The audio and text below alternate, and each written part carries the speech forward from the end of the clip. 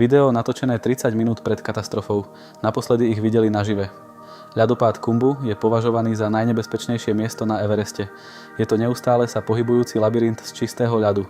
Šerpovia cezeň prechádzajú skoro ráno, kedy mráz drží obrovské ľadové bloky pokope. Apríl 2014 tadiaľto prechádzala skupina 25 šerpov, ktorí niesli výstroj pre komerčné expedície. Netušili, že nad nimi sa prebúdza monštrum.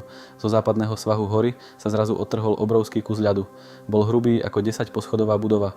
Tento kolos spadol priamo do ľadopádu a spustil matku všetkých lavín. Ostré kusy ľadu lietali obrovskou rýchlosťou. Niektorých mužov obrovský tlak a ľadové projektily zabili na mieste, iných masa snehu pochovala zaživa. Záchranári dorazili na miesto okamžite, no prírode sa už nedalo vzdorovať. Táto katastrofa si vyžiadala 16 ľudských životov a stala sa jednou z najväčších tragédií, aké kedy Everest zažil. Zábery, ktoré vtedy horolezci pol hodiny pred lavinou natočili, zostávajú mrazivým mementom toho, akú vysokú cenu platia šerpovia za sny západných turistov. Mal by sa podľa vás Everest kvôli bezpečnosti šerpov úplne uzavrieť? Napíšte mi.